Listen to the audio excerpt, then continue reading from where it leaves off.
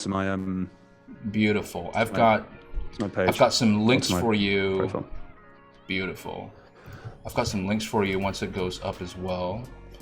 Awesome. All right. Okay. Facebook is online. YouTube is online, which is awesome. Let me stand by, good sir. I will give you some links right now in the Zoom chat. First one is the link to the Facebook page where you'll be able to find the video to share. And if you'd like, there's some copy that I pre-wrote for you. Feel free to edit as you wish. Nice. Okay, cool. I'll whack it on now. Gotta roll out that red carpet for the guests to make life easy for him. I don't want him to. Oh man, I gotta type a whole post. Yeah, I don't know how to do that. Yeah. I gotta promote this shit, man. I've already shown up. Now you gotta make me do work. I've got to send this to my team to log into my Facebook. I know, right? I literally have no clue on how to use Facebook whatsoever, but I'm creating a post. That's what I need to do, right? Yes, sir. All right, I'm gonna do the same on mine. Share in the various places. Here we go. First one in.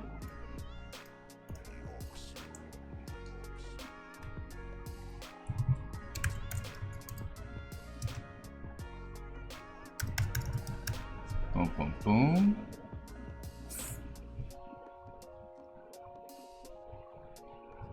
And first one is out through the door.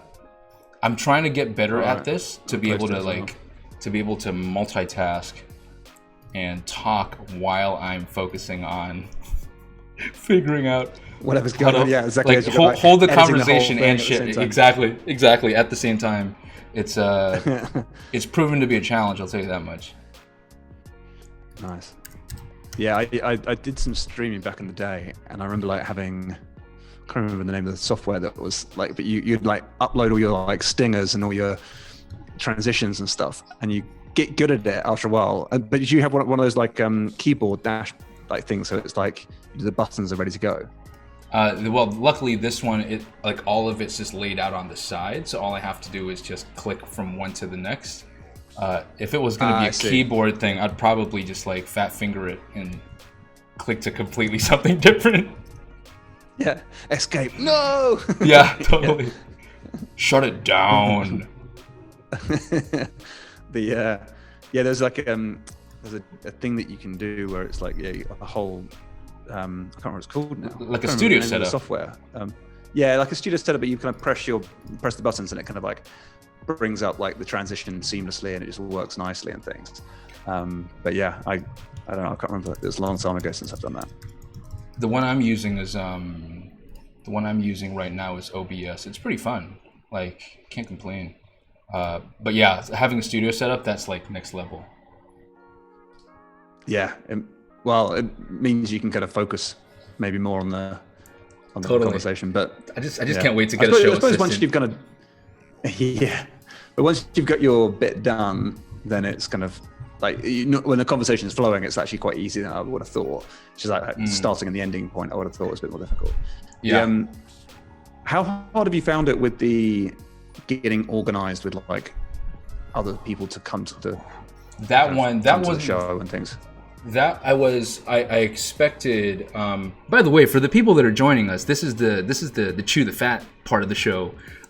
Do us a favor, if you can hear Tom and I chew the fat, just come say hi. I want to make sure I say hi back to you as well. We're gonna be jumping in Tom's a man of many talents, and he's also has a master's in psychology, which I cannot wait to dig into.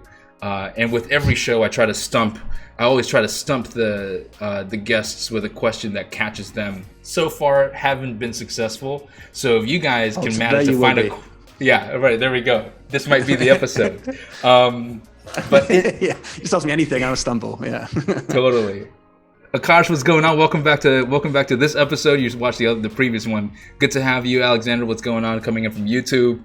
Happy to have you here as well. To answer your question, Tom, about organizing people, that has been, I was cautious going into that because one, I started the show. I decided to start the show like 2 days before I actually started the show. Right. And Okay. And, so you put the pressure on. Yeah. Totally. And my initial plan was, because I didn't want to. I just wanted to fight overthinking it, right? Which is something that I'm very good at doing. Right. Okay. Yeah. So the one thing that I stopped myself from doing, I almost did it really stupidly, to go, let's just create a Facebook group or like a BCC email and just get everyone in there, get them to say yes, and then throw a bunch of dates up there. But then luckily I didn't do that, because I was just thinking, wait a second, we might just have a whole bunch of overlapping dates, and that's not going to work out. And the last thing I want to do is go back to a few people and be like, hey man, this one person said yes 2 seconds before you replied to me on Facebook Messenger. So yeah. I'm still finding my feet claiming there. the same day. Yeah, I'm still finding my feet there, and I didn't know it paid off. Like, thankfully, I mean, so far, 20 is the magic number. Supposedly, most podcasts don't survive past 20, so that's the seems to be the magic number that I'm aspiring towards. But really lucky. Is that because the host gives up at that point? Like, yeah, I think so. Go somewhere or something. It just doesn't go somewhere, or they get they just gas out because it's like, oh well, I've got like a few hundred people show up or 20 people show up. I just want to give up. But I'm happy to play the long game, and these conversations are so nourishing that, one, I'm having a great time. My only job is to make sure the guest has a great time and the audiences do the same. But then also, two, because of the traction so far, we've now got company budget that I can put behind each episode as well. So now each episode is going to have that between $250 to $500 to just get that extra juice. I can actually use that boost post button for once instead of run like typical ads. It's just I just get to boost this post. It's awesome. Yeah, I love it. Well, if you need help from YouTube, like, let's chat about that if you want to. Like, I can try and work out how to do it. Like, yeah, I just saw Owen, who's a YouTube guy, just like the post. So, Owen, if you're here, say hello. But he's really cool with content and stuff. But the strategy around kind of pushing a YouTube show, there's like some really interesting ideas around that. Amazing. And be more than happy to kind of share and see what we can do. It's not easy. It's definitely because you might not be doing like a direct response, click here, sign up, buy, whatever it might be. But if you can keep an idea on those metrics and know what's important to you, then you can normally dial in a kind of, with it, especially with lower spend, you can just almost be like everywhere really cheaply. But have like that omnipresent across YouTube, Facebook, Instagram, whatever other platforms you want to be there. Amazing. It's a cool way of doing it. Beautiful. Andrew Dunn, I haven't seen you in ages. Thanks for joining us. Oh my God, another guy from the UK. Well, we've only got 2 minutes in, so I don't want to get too deep, but is shit as crazy as it seems in the UK right now? On the news, they're making it seem like this. Oh my God. I think we've got the highest death rate in Europe now, or something, or we've had the most deaths or something in Europe. But like, we're coming off the tail end, and so we're moving into phase one of getting back to normal. But I'm not holding out any hope whatsoever. Like, I think that there's like a false hope that's happening because we have VE Day, Victor, in Europe, and like, I think everyone had this like relief, like, oh, we might be coming through this. And then it was the same weekend that Boris Johnson came on and started talking about phase one coming back. But like, I don't understand, like, if you're a business owner and you have like a bricks and mortar store, and a lot of my friends do in my local community, like, imagine if you had a restaurant or a cafe and you think, oh, cool, we can go back to work now. It's like, right, social distancing, you have to change, you can't have as many covers, you can't really open your doors as well as you're thinking you might like to.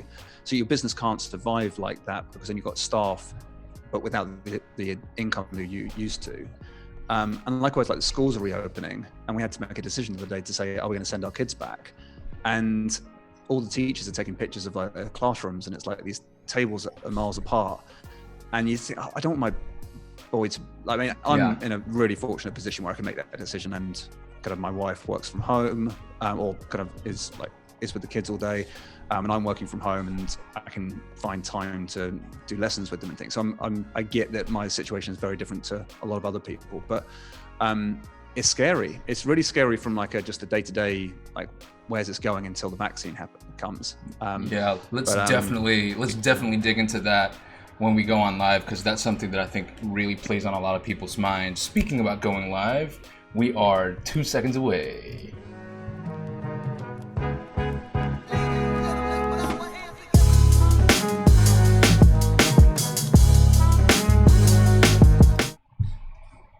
Welcome, welcome, welcome. What an awesome day. It's been a double header day for me here in Australia. I had Jordan Menard in the morning, the man behind the gurus, and now I've got Tom Breeze himself.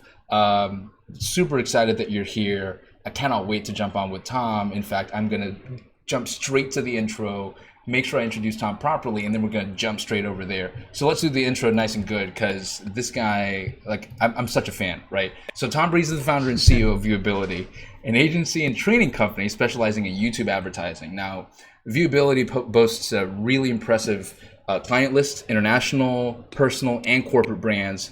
And it's a really unique model, right? It's a pay-for-results financial model. So Tom and his team oversee over 100K in ad spend per day. Not per month, per day. And here's the icing on the cake also, which I can't wait to jump into.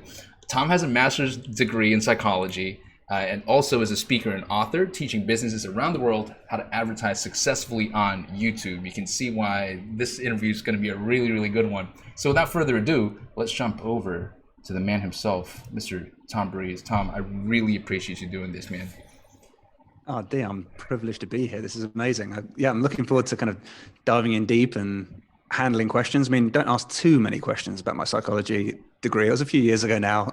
I'm probably not going to sound quite as intelligent as I could have done a few years ago, but I'll do my best. It's more application now than it is theory. And that is why I am such a fan. There is a very academic side to psychology, which I think serves in a certain way. And then when the rubber hits the road, it becomes a very different beast. And that's really the sandbox that I'm very fascinated with, purely because of the fact that that's where the human element comes in. And humans are wild cards always, right? Yeah. I mean, that's one of the beautiful things about advertising is that when you do psychology and you study all the major studies that have taken place, and you're looking through the history of all those studies, normally a lot of those breakthrough studies have happened in universities with students who are normally there for a study, and they know they're there for a study. And so all the results you're getting are somewhat biased, as much as the people that are running the experiments and the studies don't necessarily want to play up on that too much. It's kind of right, we're normally seeing males and females at the age of between 18 and 22 and seeing how those people are behaving, and then we make generalizations across the rest of the population. Between those sorts of ages, you haven't really lived a full life, let's say, just yet. You haven't struggled in certain ways, you haven't kind of been through lots of experiences and things. But as an advertiser, it's beautiful. They don't even know they're taking part of an experiment when you're doing a split test, for example. They don't know what's going on, and you're just doing it across many, many more people. And you can decide what happens. And if you're running it in a fair way, then you get some amazing data. And it's amazing to see what kind of theories you disprove when you actually take it to the real world. And it's that's interesting.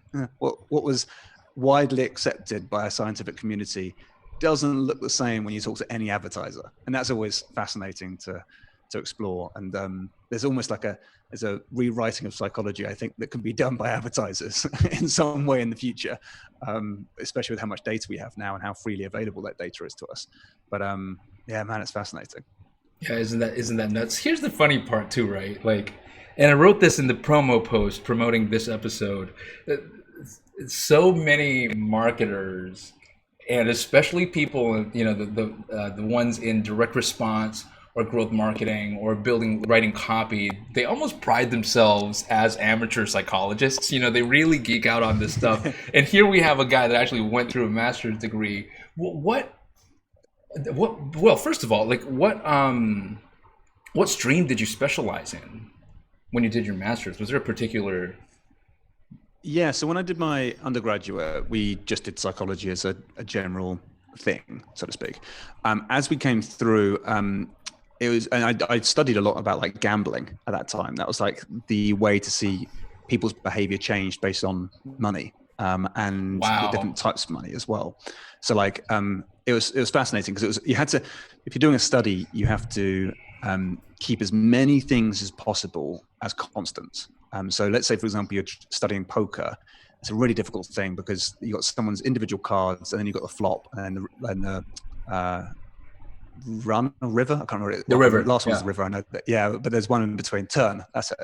And so with all those cars, they can be anything, and so it's so difficult to be fair with it. So that you end up going with something like roulette, which is kind of like the same thing every time, and the ball's going to land in one place, and that's it, sort of thing. Same rules pretty much apply over and over again. And then you can see people's behavior of how they bet. So we found that like there's obvious things like if you're on a winning streak, you believe you're still on a winning streak and that type of thing. You kind of build up you don't think it's just random every time. You think, no, I'm getting really lucky at this. And so that your bets get bigger and more confident as you go. And then you also see differences between males and females in a social situation or if you're by yourself. But the big one for us was like, because at the time, online kind of gambling was starting to get momentum. It was kind of in the good old, I used to do a lot of poker online, and it was in the good old days where complete amateurs would be betting online, and you'd be like, "This is easy to win every single table," and like for a tournament type thing.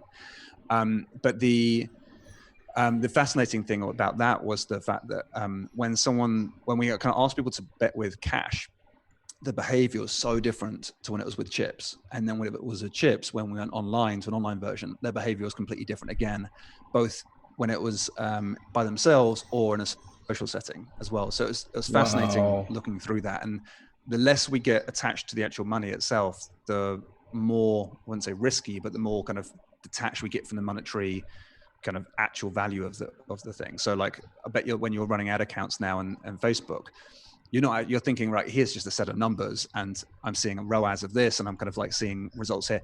If very rarely do you stop to think, okay, we're spending a fortune. Like that's kind of like a lot of money that we're spending on advertising. And you kind of lose that over time as well, to be like, right, we're just spending money and we're making money and it's just numbers in front of you sometimes. So you kind of get a bit blasé with it.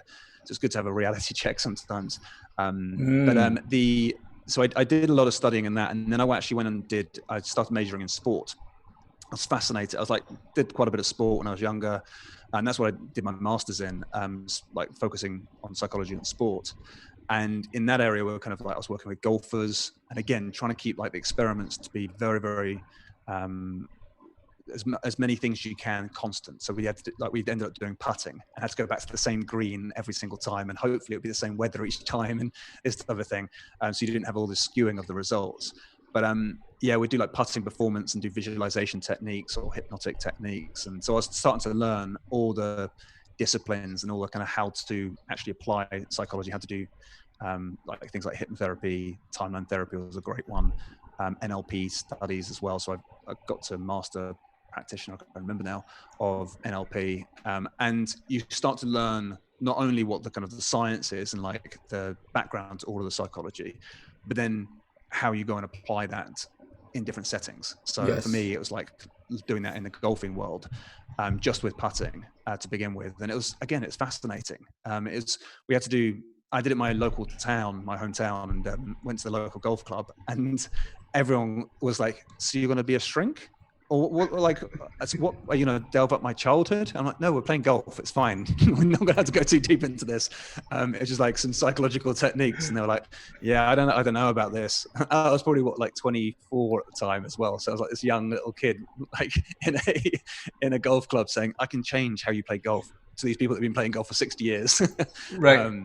But it was amazing because like they had not even heard of things like visualization. And for me, I've been studying it for years, just assuming that everyone did that. And so I was like, "Oh no, you can imagine where the ball's going to go, and that's going to make a difference to the way that you play your shot." And they're like, "Yeah, whatever." I'm like, "Oh my word!" Like people still are not adapting or adopting this mindset that like psychology actually plays a role in our everyday activities. And so that's fascinating to see as well. And we found that like a lot of the different techniques had a profound difference. So visualization being one of the ones. Self-talk, that was one that I thought I don't speak to myself that often, like internally or even externally. I know my wife does. She'll walk around the house talking to herself, and sometimes I'm like, "Pardon?" as we're talking to each other, but she's actually talking to herself. But that like self-talk, I didn't realize that people did that. And so for me, that was kind of quite a weird change for me. Like, see people talk to themselves? That's weird. But then everyone does apparently, but just not me or some people. And so you start changing the words you choose and how you think. Because I mean, I've probably done it to myself where I'm playing bad golf. I'm not a great golfer at all, but let's say, for example, I'm playing with friends and I can hit a ball straight. And so if it doesn't go straight, I get very frustrated with myself sometimes because I know I can get it straight. And then I start kind of talking really badly. And inevitably, my game gets worse and worse and worse as I start talking to myself negatively. And so just by talking to yourself in a much more positive light, it's amazing how you can get back onto that momentum of feeling confident. And then all of a sudden your game starts playing better. So all those things were fascinating to me. And that's what I studied at uni, like a lot of psychology, but heavy in the sport area as well. That's amazing. It's man, I'm already buzzing from all this stuff. This stuff is super cool. That being said, exactly like you mentioned just before, you got a whole bunch of people in your town going, wait, so are you a shrink? Are you here to teach me how to play golf? Like, what's going on? So naturally, someone goes through their undergrad all the way through the master's studying psychology. How do you make that jump from psychology to running YouTube ads? Oh, it's so seamless. Natural progression. Yeah, I studied YouTube ads at university before YouTube existed, and then just got into it. Yeah. No, so what did I do? So I came out of university and I'd studied NLP and timeline therapy, and I worked in another company for a very, very short period where they said, hey, look, are you interested in actually sticking with us long term, or do you want to run your own thing? And I come from a background where my dad's an accountant and built his own firm. My brother actually won a game show and then started his own business. That's a whole other story. That was cool though. So they kind of started their own businesses, and I was kind of like in that world where I'd seen it isn't impossible to do that. And so for me, I was like, well, why don't I do my own thing? And especially when you work in a small business that's quite successful, you see like, right, it's systems, it's a few people. It's not out of reach to be able to think, right, I'm happy to put some hard work in here. And I was in mountains of debt anyway from university. So I was like, what's a little bit more debt if it doesn't work out? Like, I can handle it. And so I decided to say to that company, look, I'm long-term, I want to do my own thing. And so they were like, not so interested in hiring me long-term.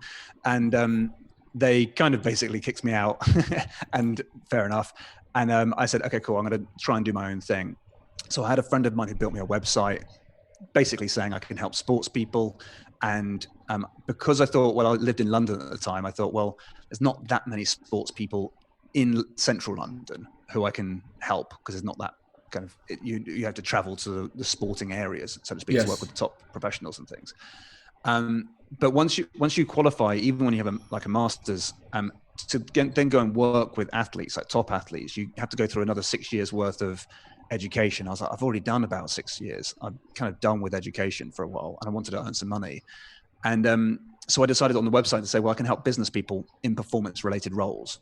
I'd had a little bit of experience with that, helping people with like anxiety related issues when I was going through university and all our training. So I was like, well, I can definitely help people with public speaking fears and that type of thing. And so my website was like part sport, part business. And in London, I just knew that I wasn't going to get much sport. And so I thought, well, I need to promote myself now. And I did Yellow Pages. So do you have the equivalent of Yellow Pages or Yellow Pages itself? Yellow Pages itself. Yeah, the very famous doorstop. That's what it's used for now. Yeah, exactly. Yeah. Even that advert used to use the Yellow Pages to, I think, like to climb up to kiss the girl or something like that. I can't remember what it was, like the advert was. So no one really used it, but I was right at the tail end of that, where I thought that makes sense. I'll just put all my ads in Yellow Pages and I'll be really, really busy next week. And I think I spent about like a good 75% of my bank loan that I had on advertising in Yellow Pages, and not one phone call whatsoever. A few friends helped me out with some PR, so I got featured in some cool places, and they were really cute. Were really kind of very, very helpful as I was kind of like building up my credibility. And then I got this like leaflet through the door because I'd registered my new business, and the leaflet was from Google, and they said spend £30 on us, which is about $45 or something. And I was like, okay, all right, I'll might as well. I got like no clients right now. I was like the classic psychologist with no clients. And so I was like, right, okay, well, let's see how this works. And so I logged onto Google. It was only search at that time. So just started introducing display, but at the time it was like purely search really. And I thought, well, this makes sense to me. Like if someone types in how to overcome my fear of public speaking or public speaking fear or presentation anxiety or whatever those words were, I was like, I'll just have my ad there with my phone number. And I put it up and I thought, well, I might as well spend £30. That's what my budget is right now, like, because that was the free giveaway.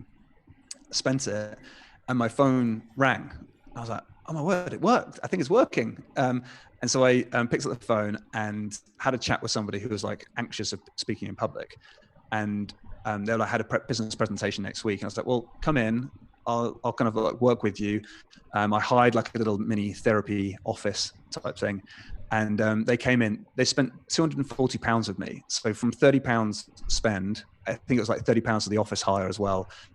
I made £240. And I was like, okay, that was amazing. And I worked with the guy. He gave a great presentation, gave me an amazing testimonial. I was like, amazing. Okay, cool, done. And then I started kind of like doing more of those ads. And as soon as I started running Google, and this is like early days of Google as well. So when I was running it, I didn't even have a pixel on my website. I was just running traffic blind. It's like, right. It's crazy. Yeah, exactly. And it was just so difficult to not make money at that time with Google. It was just so easy. You just run an ad and the phone rang. I was like, sweet. Okay, this works. And I was just running ads more and more and more. And my diary was just filling up more and more. And I was like, I've cracked it. I know exactly how to do this now. And I was far more interested in how to run ads than I was actually doing the work. I still enjoyed the work. Huh. But you know, when you get so bored with doing the same thing over and over and over, you're kind of like, the actual mechanism to do it was more exciting to me. Yes. And then so I learned Google Ads really quickly and got pretty good at it, but only running my own business. And then I started getting more and more of these public speaking clients, and I thought, well, I got to grow in some way. And my business mind was not mature at all. I didn't think that anyone else could actually help me in the business. I wasn't going to be ready for an employee or anything. I thought, no, I have to do it all by myself. And so the only way I can leverage this is actually to put all of those people I work with in a workshop, like bring them all in and they can all speak in front of each other and I can train them as a group. So that's what I did. And I mean, it's difficult selling that because I'm selling the very thing that people hate, I'm selling that to them. So it's like you hate speaking in public? Great. Here's a room full of people. It's not an easy sell. But I ended up kind of saying, right, if you come to me for a one-to-one, you get a free kind of workshops day as well. And so that was a way of bumping up my price point. And then I got all these people into a room and I was still doing the Google thing. And they were kind of like, we started doing pretty well with the workshops. And then I thought, right, well, what I'll do is I'll promote this a bit more aggressively on my website. And the way I'll do it, because I had quite a good email list at this point, I said, I'll put a video on my website. I didn't know how to do it. And I've been challenged by a mentor at the time, like a marketing guy. And he said, try and get an audio on your website, because audio was all the rage at the time. I was like, I'm going to go one stage better. I'm going to put a video on here. And so I put a video. It took me so many takes to get the video right, because I thought I had to do it all in one take. And so I remember, like, so I used to record the audio into a dictaphone, and I had to press stop and start on the dictaphone and stop and start on the camera, and the camera ran out of battery, all this sort of stuff. It was terrible.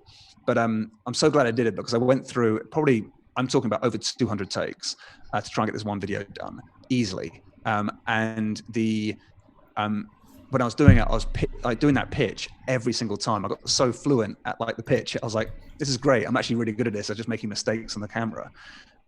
So in the end, I got this video, worked out how to put it onto my website, posted it out, and my conversion rate for any new traffic that's come to the site went from 7%, which is outrageously high anyway, at the time, because it was like name, email, contact form, I'm going to call you back.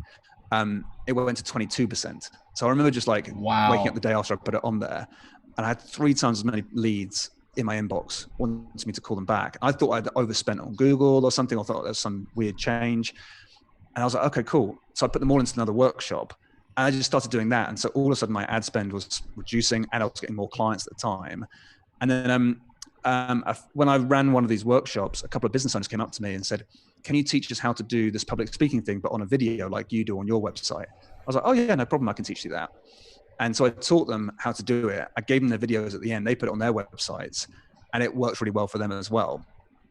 And all of a sudden they were like, well, I had all these other people that wanted video on their websites, because there's a lot of business owners in here as well. And so I was teaching people how to put their videos on their websites. And so I had more of a product thing then. And then people were asking about how they then promote the video, because I started getting my videos onto YouTube and getting some good view counts.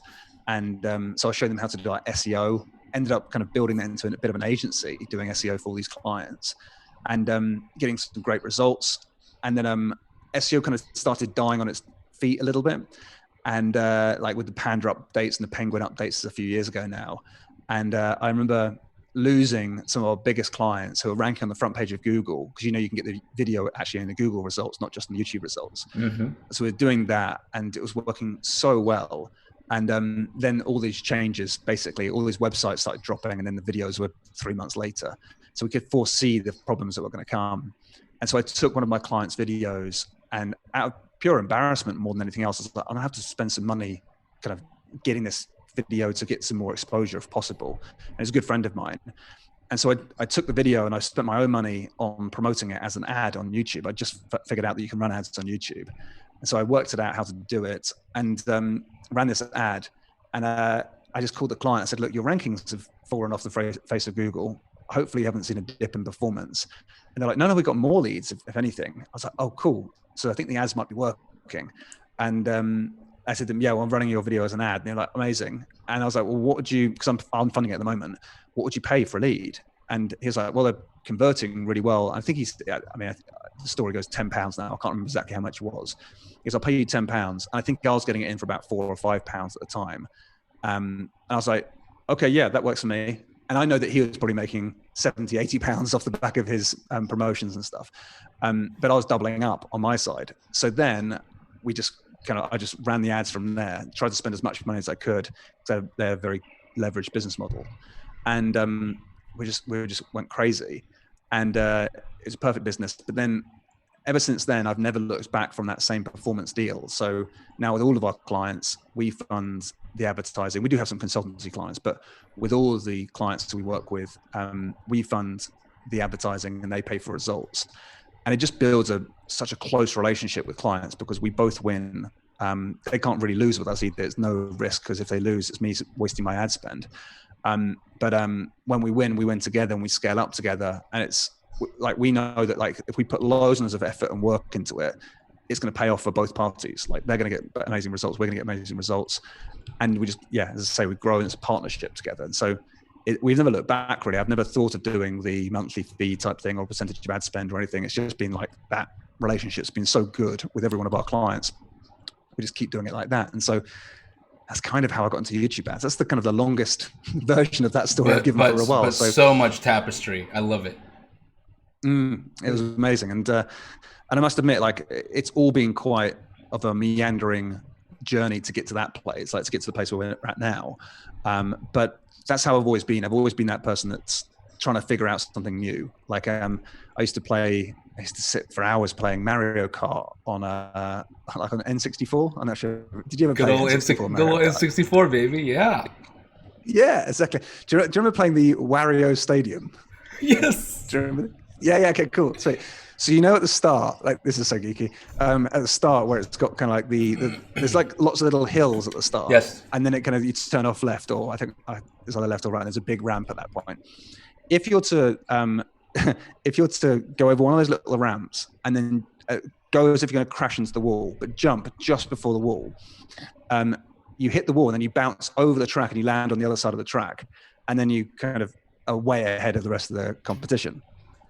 And I think that sums up my personality a little bit in business. I'm like, not that I'm trying to cheat the system, I'm just like, how do we play this game to the best of our ability and what's possible to us?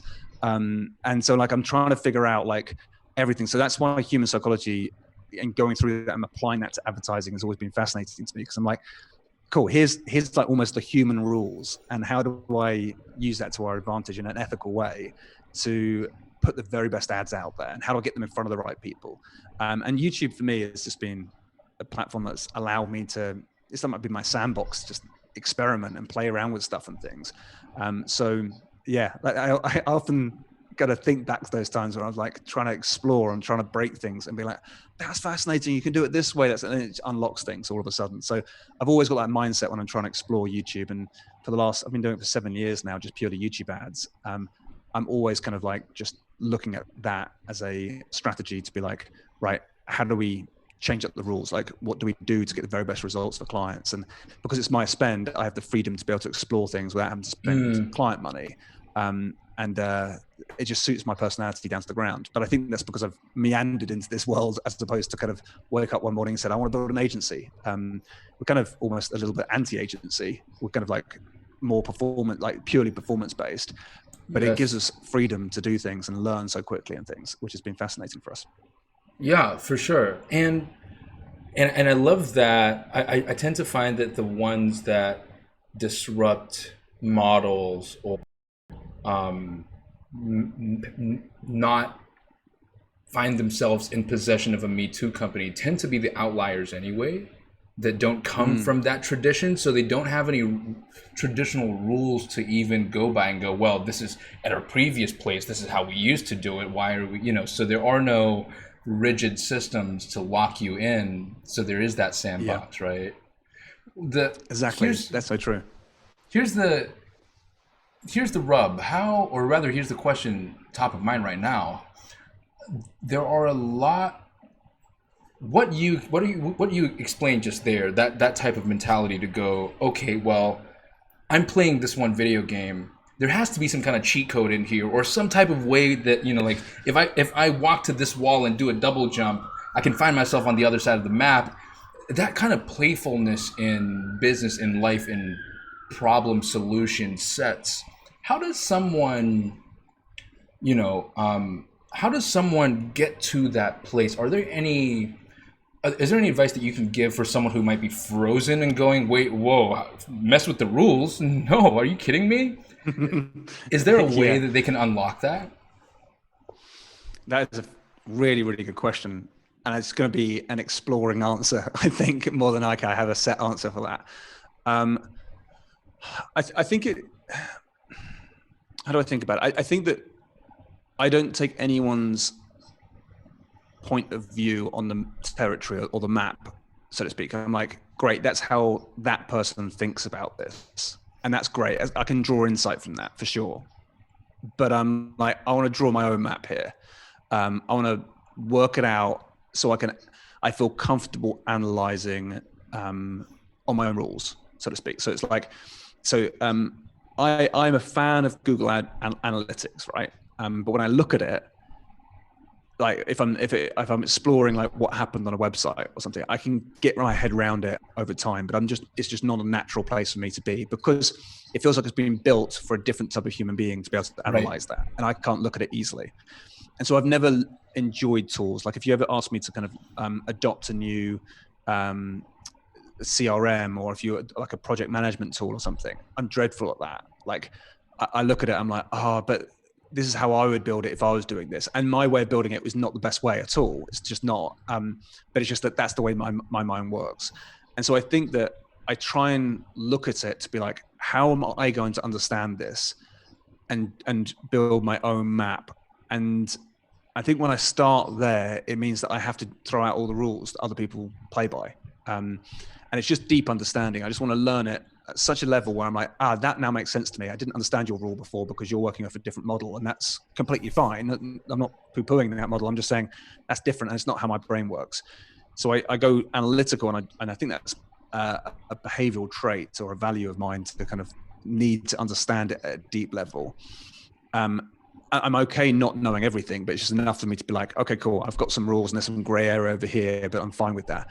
But then when you've got your map in front of you, and it's probably a mental map more than anything else, and probably a bit unconscious as well, you can then start to build upon that. And if you do something and it doesn't adhere to the existing map, then it means you have to either change the map or retest or something. But I'm not the sort of person to, if I'm okay, I think if I'm exploring a new game or a new like let's say do you know the game Risk on Yes. Like where you've got countries and you play armies against each other and stuff. I don't play it very often, but I do love the game. That if you were to kind of start reading the rules and then it says, and here's the tactics section, I'll be like, I don't need to know about the tactics. I just need to know the rules of what I had to play by, and I'll figure out the tactics by trial and error. Right. Because if you tell me what to do, I'll be terrible at that. I need to figure out for myself and then set up my own rules. And I think it's not to say it's the fastest way to get to success by all means, but you just got your own way of doing it. And when you feel comfortable with your own way, then you've got a foundation that's set, that's so you can bounce off that you're kind of like, okay, cool. It's not perfect, but it's definitely how I feel about it. Like in the philosophy of science, which we studied a lot of psychology, there's two schools of thought with science, or there have been, and then like they go through real paradigm shifts, not like the marketer's paradigm shift. Right. But like what they'll do is they'll say, right, here's a theory of science and how we do science, like the philosophy of science. And it's like, we're looking for truth. And if anything, science is the complete opposite of that. We're looking to falsify everything else. And then through that, we elude the truth. We're like, yeah, kind of that. We can't disprove that right now. So that's our best theory. And that's really what science does. And so when you build these theories up and you say, right, one of the classic ones is like, all swans are white. Then you kind of, you've got your theory that you think, well, we keep on observing, we keep on seeing white swans, so it must be right. Until a black swan appears and you're like, oh, well, now what happens? Do you know what I mean? And like, right. And that's where a lot of people, I think, have these rules where they're like, all swans are white. We see it over and over again. That's the rule. Where I'm super comfortable being like, most of the times, most swans will be white. Sometimes they're black. I'm good with that as well. But that doesn't sit well with a lot of people, especially scientists. They need to have their set theories. They can build upon that. But they're building upon something they know deep down as a foundation is actually slightly kind of biased, because they have to think like, they have to take that as an assumption that they're happy to be with before they learn anything else. So I told you this was going to be a meandering answer, an exploratory answer. But I think that I am very comfortable with uncertainty and playing by rules that kind of make most sense to me. And over time, those rules get tested and they get kind of strengthened. And I'm like, cool, I feel like I've got my way of doing things. And then you get really, really good at your way of doing things. That's the interesting thing. Like, I can't remember who, Hegarty was talking on stage. I watched a presentation of his online, and he was talking about, like, if you're in the creative space, it's sometimes much better to choose your one way of doing creative and sticking with it for the rest of your career. Because if you stick with that, you'll get ridiculously good at it. It'll be like you can only serve one type, you only create one type of ad for certain numbers of people, but you'll be the best in the world at doing that. I sometimes feel like that. I sometimes feel like I'm a really sharp-edged blade, but I only cut certain things, only very small, like certain things. But when I have that job to do, oh man, I'll kill it. But most of the time, I'm pretty useless. If you talk about Facebook ads, I'm like, I don't understand it. I don't get it. I can play nice with it, but like I'm not going to be able to run a Facebook ad campaign. How very Jeet Kune Do. Take what works, discard the rest, create your own way. And I love that. That's very, very helpful for, I think, a lot of people to add to their choice of how to look at the world, or understand that there is this gray area. And again, it's a unifying thread that I see, 16 episodes in now, where the people that are comfortable in the gray tend to be the ones that know how to navigate unknowns or uncertainty, or especially in a time like this where there is a lot of uncertainty. Now, speaking of the way my mind works and the way your mind works and the way people are looking at things in terms of paradigms, let's jump to like YouTube ads for a second. And you've done a lot of, you've written a book, Viewability. You've had a course on Creative Live. You've got courses out on teaching and training a lot of people. You're very active in that scene and sharing a lot of your knowledge. And naturally, that comes with interacting with a lot of players that want to learn and are also executing on the YouTube ad side. Do you see any patterns in terms of misconceptions with their paradigm? Do they usually come in seeing Facebook ads is for this? However, you're going, wait a second, there are these other paradigms. Let me show you some other paradigms. Yeah, definitely. Like, so when I was learning Facebook ads, I'd learned YouTube ads. I say I learned YouTube ads. I'm still learning YouTube ads. But like when I was feeling very confident with YouTube ads, I started to learn Facebook ads. And I got pretty good at it in terms of like, and this is in the early days. So my bragging is like early day bragging, where it's like anything works type thing. But I was like, yeah, I'm really good at both platforms now. It's like, Right. Yeah. wait till it Yeah. gets competitive and then we'll see. But when I was like doing YouTube, it's like a Venn diagram type thing. There's like, you got YouTube here, there's overlap with Facebook similarities, but then there's a whole another play for Facebook as well. And I noticed myself psychologically being in a different state when I was running one campaign to another. And I needed to kind of like, if I was working on a Facebook ad campaign, I couldn't flip to a YouTube ad campaign quickly. I had to kind of take a step back, chill out for 15 minutes, and then come back. And then I'll be like, okay, now I can do YouTube again. So There's a bit of like language. mental inertia almost. Yeah, exactly. It's Right. kind of, you have to think in a different way. I think that's kind of the thing about this is that the platforms are very, very different psychology for a user who's going to the platform. Like with Facebook, typically I pick up my phone, go on Facebook and scroll through when I'm kind of bored and wanting to connect with a community, or like, I don't know, it grabs my attention for sure once I'm there, but I'm going there out of habit more than anything else. And then being like notifications, anything important for me to see. I'm not really much of a sharer, so I don't share too often. I will do every now and again, but like most of the time I'm kind of like a stalker in the background, let's say. But like and contribute where I can if I'm called upon, so to speak, if I'm mentioned something. And then with YouTube, I'm like, right now I'm not very present on YouTube just because things are very, very busy at the moment. But we're looking to change that. But with YouTube, when people go to YouTube, they're normally going there. Well, the stats say that of all the people that go to YouTube, around about 53% of people apparently are going there for inspiration. So they're going there to be inspired by something, someone they follow, someone they kind of like, someone they kind of, they go there because they want to like listen to music or watch a episode by Joe Rogan or whatever it might be. They're going there for a specific inspiration type reason. And then 47% of people are going there because they are on a mission, like to find information. So they either want to know something or they want to do something like a how-to or tutorial, or they're thinking about buying something, looking at review videos, that type of thing. And so they're more on like a search-based focus. Yes. And that opens up like a whole new psychology to the platform, because with Facebook, you've got that kind of reason there. You're going there for the news feed, seeing what notifications are happening. And then with YouTube, there's not really much of a social thing going on there like you have on Facebook. Like Facebook's conversation constantly. YouTube's like, yeah, you got some comments, but they're very much like, here's my comment about that video, not expecting a reply type thing. Yeah. And so it's a different platform, but then you start to see that YouTube's more like TV in a way that when you go there, you're starting to, well, on your TV, you have like smart TV and you might have your YouTube app on there, or it might be that you're watching your phone, you can project things straight onto the TV. And the adverts kind of work in a similar way as well. You get the mid-rolls, you get the pre-rolls, you get the kind of ads rather like that. And people are starting to adopt it like the online version of TV as well. And that, as an advertiser, is really, really exciting because it means that people start to associate. We make mental shortcuts all the time, like heuristics. Like we're making these mental shortcuts.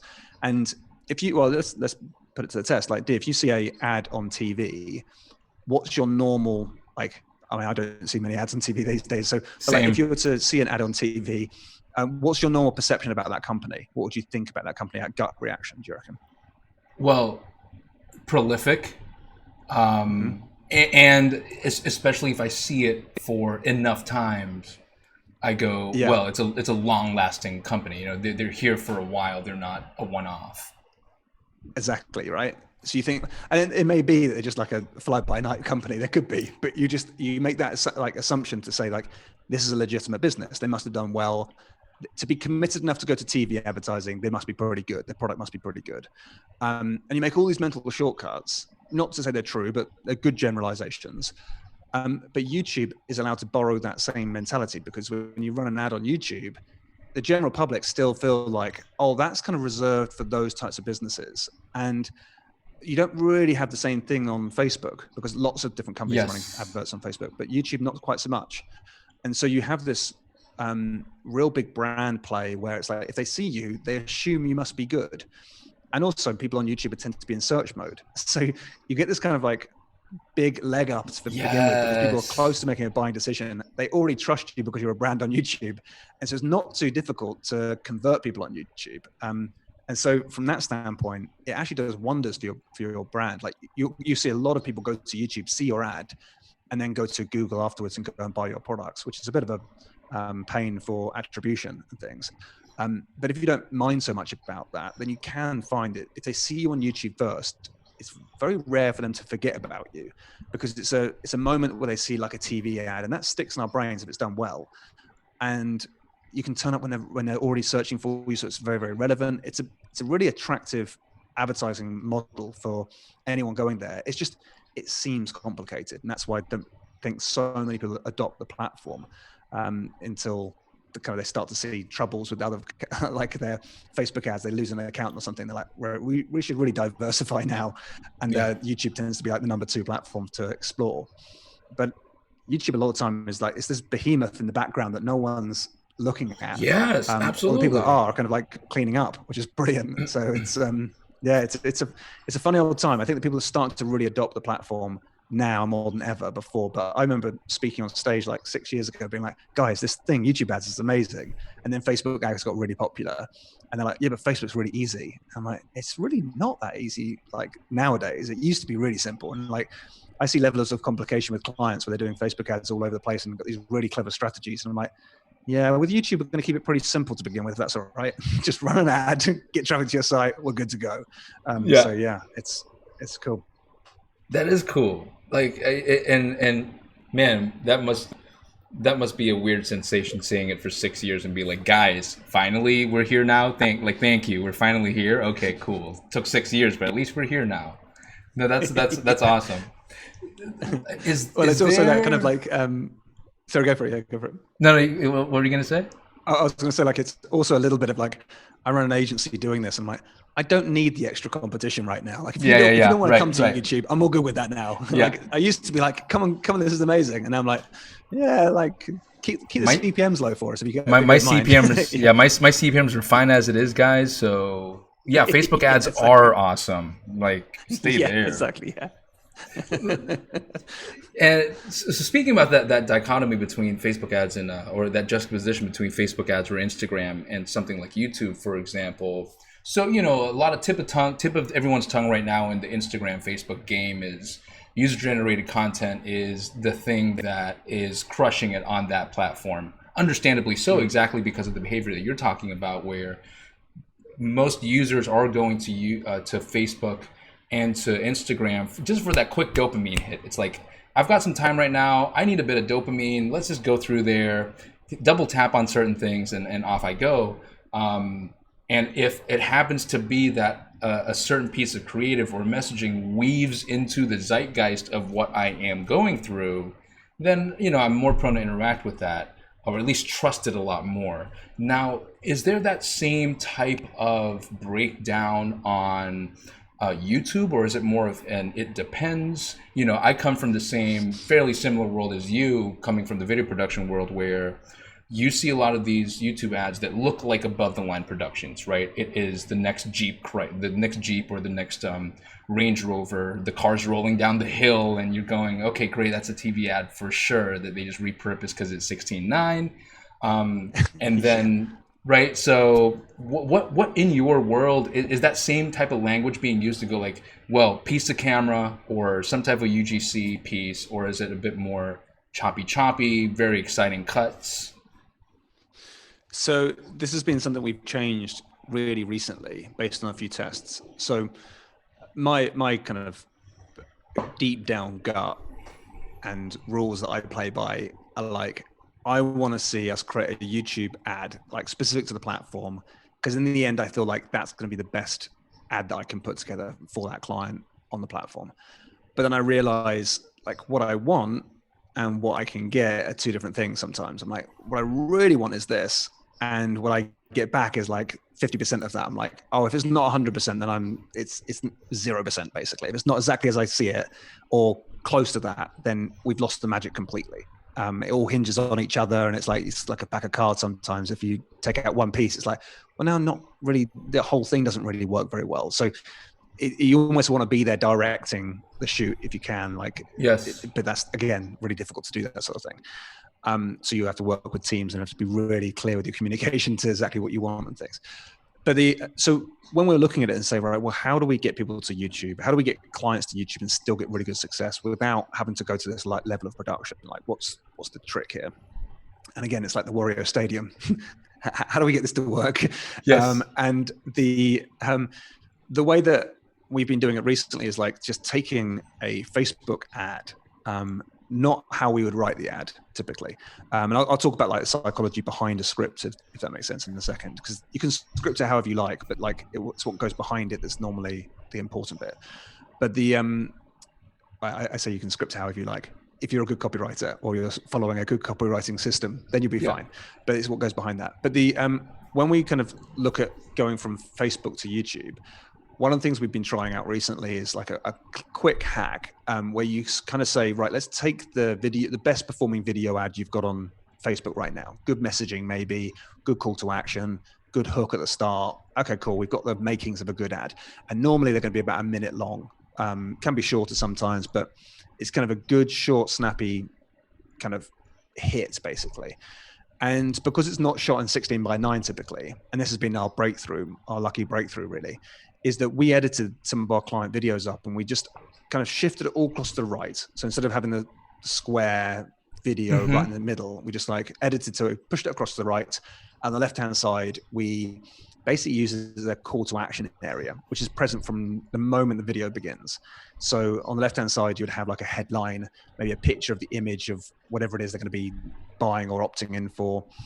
Some comments there, like some kind of reviews or branding, or kind of it could be where this product is featured, almost like the sort of same material you put on a sales page or a landing page. You kind of start putting that into the left hand side of the video. If you run it as a Facebook ad on YouTube without that stuff on there, it just doesn't work very well. If you start to put all the rest of it on there, it starts to work pretty well. Not like how we'd want it to be long term, but you can get some really good results from like dipping your toe into YouTube. And so then all of a sudden we're like, okay, cool. Well, what we could do then is, as clients come on board, as a day one test, get our editors just the best ads on Facebook, turn them to YouTube ads and run them. Because we're never going to be able to creative. We think, well, the messaging's not too far off, surely, because it's working on Facebook because it's the best one there. And so then what we do is take that creative piece, put it on, and then we start doing a targeting. And we say, right, let's keep it really simple to begin with. Let's like choose the individual videos we want the ads to appear in front of and see what resonates. And you're working a little bit with the algorithm as well, but you can start to see like where your ads are showing up and what sort of results you're getting as well. And if you notice that like, okay, these sorts of targeting areas are getting the best click-through rates and getting the best conversion rates. And you start to see like, okay, a lot of these titles, these videos that we're showing up in front of, all kind of share a similar theme. You're like, right, we've got a pocket of customers just waiting for us here now. So then you kind of start to explore that audience and you think, I'm sure we can create better creative now. But then you start creating better creative and then it all aligns so much better. And it is a bit of like a slowly get into this, into the platform. But it's the easiest way. If people are kind of nervous about using YouTube, it's a kind of a super simple way of kind of getting started, getting some data into the account, getting some wins, which is often kind of the struggle for most people, because they kind of start and nothing works. And they think that remarketing is the best way to get started. I'm like, it's not bad, but you're going to find that like it's not cold traffic. It doesn't really inspire you that much if you're just getting back in front of traffic that you've already paid for. In this way, you're kind of saying, right, this is brand new people who don't know you yet, and now seeing on your YouTube and going to buy your products at profit. And yes, not brilliant scale just yet, but one step at a time. Because with YouTube, you don't really get the same fatigue problems as you do with Facebook. So with YouTube, you can run an ad. We've got an ad that's been running for like 3 years and still doing really, really well. Right. So it's not about kind of having to switch out all the creative constantly to keep in front of that audience that you've built. We're now saying, right, when people go to YouTube, because they're going there when they're interested, we're just turning up. And everyone's interested at different times. So it's not like you're bombarding people's news feeds. You're just turning up when they're looking for you. And in the early days, later on, we can bombard people as much as we want. But when we first get started, you just turn up when people are looking for you. Don't get fatigue. Your ads perform really well, and you get momentum, and you get data, which is what gives you the knowledge of how to create better creative as you go. And that's gold dust for when we get started with and want to get some early momentum with YouTube. It's just like take what you've got on Facebook, edit it into a YouTube ad, go with the kind of like placement targeting, which is like selecting the individual videos you want to appear in front of, and then you start to get really, really good results from that way. That is an amazing tactic. Now I can clearly see why everyone should stay off of YouTube and not go on there, because it's just too easy. Like, why would you want such an easy challenge? I'm like, my God. Yeah, precisely right. Yeah. Go to Facebook and swap out. Yeah, exactly like Warrior Stadium. Exactly like you said. As soon as you get that, when you're like, oh, this is boring now. I'm just making a load of money from YouTube. I can't be bothered with this anymore. Yeah, exactly. So it's going to be really boring for you, and so don't even approach it. Why even try? Just stay on Facebook, where you have to swap out creative every like 2 seconds. Yeah, and risk losing your account every day. Yeah, exactly. for sure. Now we're getting to that tail end of the show. I mean, man, I honestly wish that the show could go on for longer. That being said, I love the fact that we're ending off on that tactic. We are getting to my favorite part of the show. For the viewers out there that do not know, the Growth and Greatness Show, I started this being inspired by this wonderful gentleman who, he's the late James Lipton. He was the host of Inside the Actors Studio, a longtime standing show on Bravo TV in the US. And he was inspired by this host, French host called Bernard Pivot. Now, the tradition of those shows is at the end, a guest gets asked a set number of questions that every other guest gets asked as well. It's rapid fire. I hate this sort of thing. I'm terrible at this thing. It's gonna be great. That's why it's my favorite part. It could be rapid fire. You can answer as short or as long as you want, right? Okay. So here we go. Tom, what is your favorite book? Right now, Alchemy by Rory Sutherland. We talked about this before we came on live, actually. Yeah, it's behavioral economics. Alchemy, it's just brilliant for writing ads and understanding psychology of people when you're targeting them. So yeah, Alchemy by Rory Sutherland. There we go. What is your favorite word? It's not actually a word, it's a sound, if that's all right.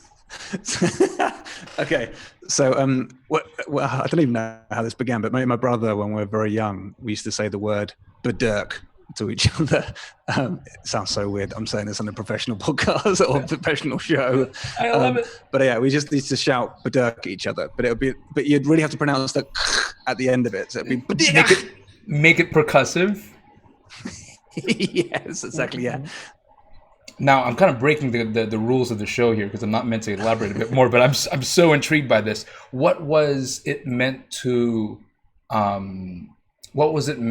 substitute? Is it like a duh? Because it sounds like a duh. It sounds almost like a, man, that sounds super obvious, but Dirk.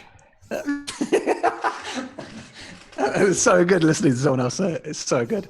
That's been like underneath so many layers of like years of things. Like, I haven't heard that word said for years. Brilliant. So it was. I mean, we still say it to each other every now and again. Now it's more of like a nostalgic word for us.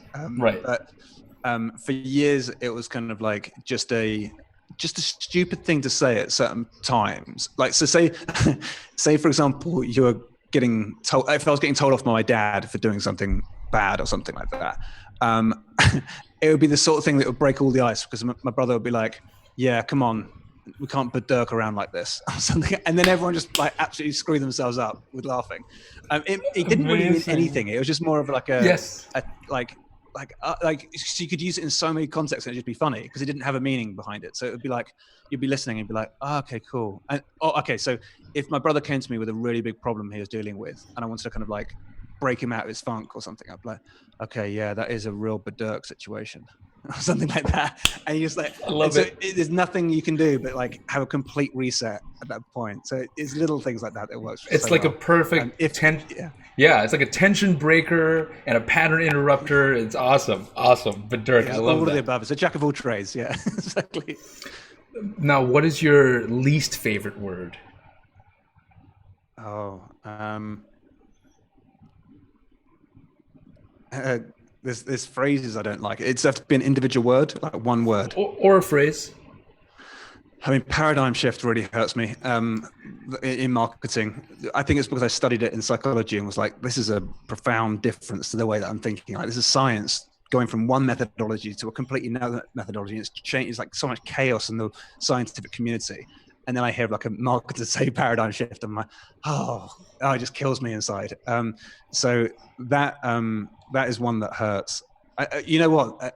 If you probably like Googled Tom Breeze paradigm shift, I bet I've said it as well at some point in that context. It's really annoyed me from the past or something.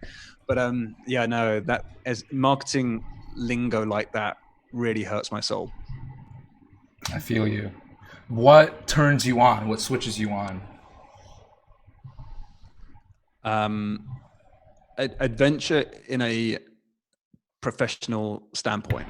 So new ways of doing things, breaking the existing rules I have and being like, oh, there's a new way of doing this. So one of the things that's really got me going at the moment, and it allows me to be creative, which is probably the byproduct of the excitement. But like the thing I love is like, so doing things differently and seeing them come to life and proving that like what I had in my head is actually a good thing to do.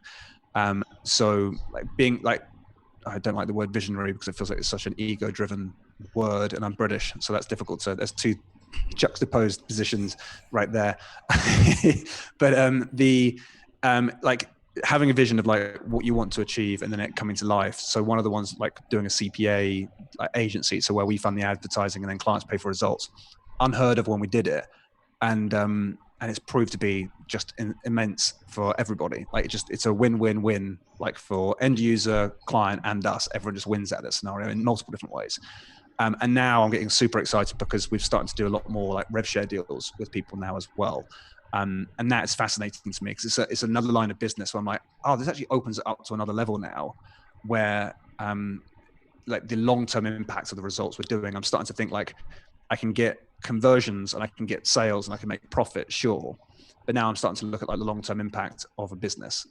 Saying like, if we do these short-term wins where I'm like, add really hard scarcity, or not that I do that, but like, you know what I mean? Like you see a lot of companies put messaging out there that you think, yeah, sure, that will increase your conversion rate right now, but long-term, you're going to lose that relationship with that customer. And for me, that's like playing the rev share game means as opposed to having to always be focused on ads. You're starting to allow the business to grow organically, but because you built it that way.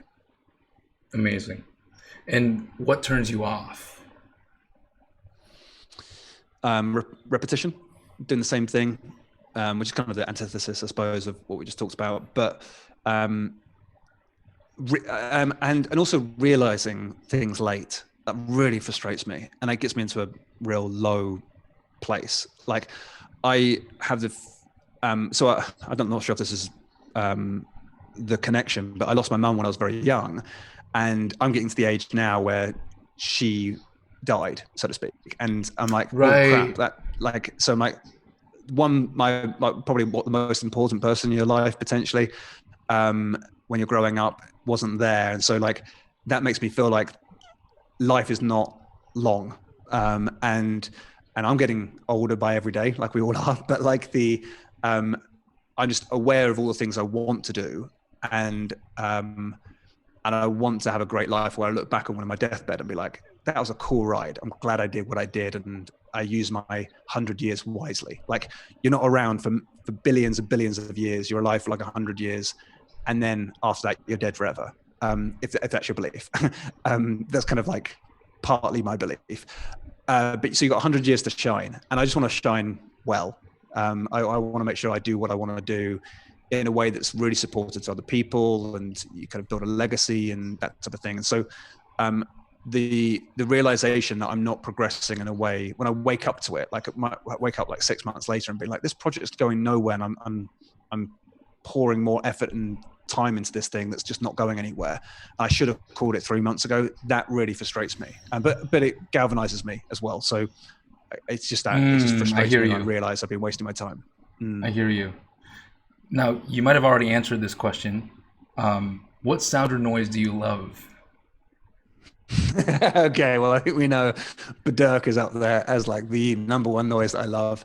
I love my kids giggling. That like I'll Oh, the if I best. have that on repeat, I'm happy like all the time. Um, like my eldest son just if I recall a funny thing that he did, he's just in hysterics, like laughing, and I almost like just keep on repeating the same things. He's like I keep like dinner time. I talk about the same thing of what he did previously because I just love hearing him giggle and laugh. And so, and I again, like I know that's short lived. Like they're going to grow up and they're not going to laugh at daddy's really poor jokes. Or if I shout Badurk, they won't shout Badurk back and stuff like that. Like that'll be a low point. And I'm like, it's a window like getting closer and closer together. Like, so there's going to be a point where that doesn't exist in quite the same way. But yeah, so I'm trying to live up to that. But like that noise in particular, kids laughing, or my kids laughing. I love other kids laughing as well, but particularly my kids laughing. And then the word Badurk as well. Yeah, I hear you. Take it from someone that has a 15-year-old boy. That it goes from really genuine giggles to now just eye rolls. I get no laughs anymore. I just get the oh my god, Yeah, that was the worst dad joke ever. Yeah, exactly. Give me some money. Yeah, exactly. Yeah. Now, what sound or noise do you hate? Sound of noise. I recently developed a real hate for the sound of bins. Just so I like any sound that's associated with bins. I don't know what it is. I think that I gave my first big presentation to about, I don't know, it must have been about 500 people, 1,000 people or something like that in the States. And I was with a friend of mine who had been speaking for years. And we went and got like a beer afterwards and we sat down, we're just chatting, not talking about anything. Is that how you feeling? I'm like, yeah, really good. Like I nailed it. I feel really comfortable. Like it was good. It was good. And he's like, just remember, you're going to go back home and you probably have to take the bins out when you get home. And I was like, that's so true. That is so true. And like, so I was like living on this cloud of like, yeah, almost like like talking about myself in third person, like Tom, you did so well there. That type of thing. Such a horrible trait of myself. And then but then like the realization it comes back to like I have to take the bins out. It's not the bins in particular, but it's jobs that I have to do that It's what that the I bins don't represent. love doing. Yeah, it's that kind of like, yeah, I kind of resent that job that I don't like doing, but no one else is going to do it, and it's my job to do it. But in a weird way, I kind of love it as well because it brings me back down to earth. So yeah, it's weird like that. I hear you. What is your favorite curse word? Oh, it's the worst one. I can't say it live. I don't think the C word. The C word? Yeah. Percussive. Yeah. Aussies use it very liberally. Very liberally. Okay, yeah. The for me, it has to be used at like the most at a time when you least expect it. Like it's the best time. Like one of my favorite things I heard my friend say was my wife is like the most. She'll never ask about, or she'll never tell you about herself. Or if you ask her, she'll definitely talk about it. But she's like 101 questions to you first, like wants to find out more about you first, and like just is that type of person, like beautiful human being. And she was with a friend of ours, and she's like, so I won't say the name, but she's like, oh, so John, how are you? How's things going? And then John just turned around and says, Kirsten, I don't think it's any of your business. Just as like in a friendly, like in a setting. And Kirsten just like immediately to her soul, she's like, oh, and then realized it was a joke, of course. But it's moments like that just gold dust to me. Like if there's a moment where it's like completely shifts, and the C word does that for me every now and again. If it's used in that context, it's beautiful. Nice. I totally feel you. What profession other than your own would you like to attempt? Good one. Do you know, I go to a lot of conferences, and whenever I hear someone else talk about their business, I'm always like, oh, I want to do that. That sounds amazing. All the time, I always get that. I know, I could do, I think I can, one of my strengths, I think, is like I can find anything interesting. Like even the most boring subject, I'll find it interesting in some way. Like I often find myself talking to what other people would deem as like a very boring person at a party, for example. But I'll find them fascinating. and I'll ask questions that are like really deep into that kind of thing they do. So I know that there's certain, it's not necessarily the job itself. If it's like adventure based, in terms of like there's new things to discover, I'm all in. It could be anything. But I also feel like I can find the adventure in anything boring as well. Like there's certain businesses, there's very few businesses that I look at and I'm like, I could never do that. Even an accountant, my dad's an accountant, and I used to think, oh, that'd be terrible. But now I'm like, you could think really strategically about how you set up your business. That would be really fun. So I can find anything interesting if I put my mind to it. I feel you. What is the greatest piece of advice you've received that helped you grow?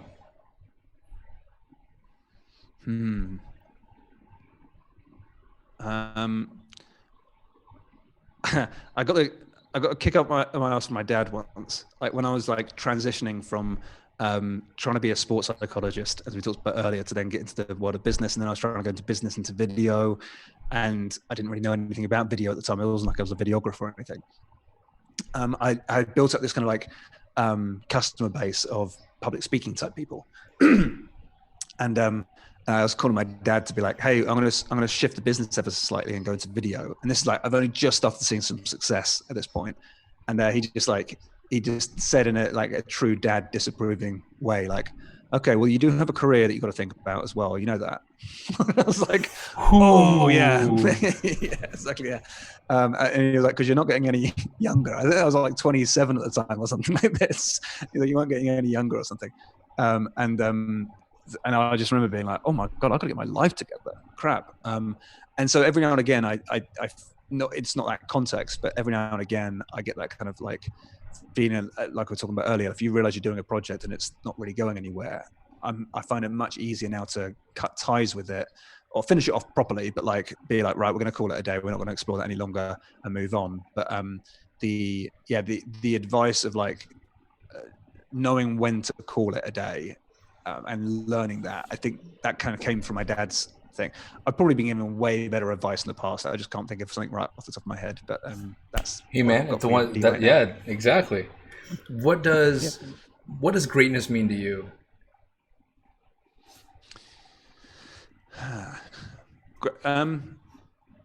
For me, it's someone doing what they love and doing it to the best of their ability. But really pushing themselves. Like I couldn't care less if someone was the best in the world or not best in the world. If they're passionate, well, they don't even have to be passionate about it, but they're doing something and they're doing it really, really well, like the best of their ability, applying themselves to something. That for me is greatness in terms of like I'd much prefer to be aligned with someone who's pushing themselves to be great, as opposed to someone who's naturally just great. Something like someone might be able to get much, much better results, but I prefer to align myself with the person that's putting the effort in to do their very, very best. Like that's all I like. It's the same with my team, for example. Like they're super, super talented anyway, but like I live off them trying their hardest. You can always forgive any kind of performance or like where it's great or not. Like if it's terrible all the time they're trying, then you might say, okay, cool, we need to try something else here. But most of the time, if people are really trying, that's all I can ask for. And I think that is the greatness that I'm looking for. Beautiful. And final question. If heaven exists, what would you like to hear God say when you arrive at the pearly gates? Bedurk. Yes. that would be ultimate. Lovely. Yeah. That is like, sweet. We're on the same page. Nice one, God. that would be the icing on the cake right there. No other words besides walk up, Bedurk, and the gates just open. I can see it. I can see the entire scene playing out in front of me right now. Just really casual as well. I could just like, Bedurk, nice. Just like this grand moment. Like, yeah, exactly. Yeah. Amazing. So, final question. I really appreciate the time that you spent so far. There has been a lot of wisdom being dropped, both strategic from a paradigm standpoint, as well as tactical as well. Where can people go to find, if they want to dig a bit deeper, know more about Tom Breeze or know more about what Tom Breeze is all about? Where can they go? So one of the places that we're building up at the moment is tombreeze.com. That's not my personal brand where I can talk a bit more freely without having the agency mind on, so to speak. So that's going to be building up. We've got a YouTube channel that's growing. We've got but the place, if you want to kind of, so what we do as a business is we are an agency running YouTube ads for a lot of clients, performance based. And then we have our training business as well. So if people are looking to either become a YouTube ad buyer, like looking to learn how to do it themselves from the ground up, or if they are running an agency and they want to add YouTube as an arms to their business, there's that as well. Or if people are already a YouTube ad agency and just want to grow and extend and learn the very best ways to do it, then we've got everything there. So that's all on viewability.co.uk. So viewability.co.uk. Beautiful. Viewability.co.uk. And there happens to also be a book that is on Amazon, also called Viewability. So don't forget that as well, guys. Yes. Beautiful. Man, I've Tom, loved this. This has been so cool. It's been like, you get a lot of like interviews, and I do a lot of like podcasts, but this one has been in particular like amazing questions, like from yourself as well. Like it's been really refreshing to have this type of conversation and go deep on some subjects that you don't always get to hear about like online. A lot of the time, I think as you're saying earlier, it's like tactics and strategies and here's how one person went from broke to rich, whatever it is. Like what I love about this show is like, I think for the certain type of person that's experienced and knows what they're doing and stuff, wants to listen to these sorts of conversations. And you're a brilliant interviewer as well. So kudos, buddy. It's been really good. And of course, Badurk as well. Badurk, man, that was Badurking validating right there. Yes, nice, good usage.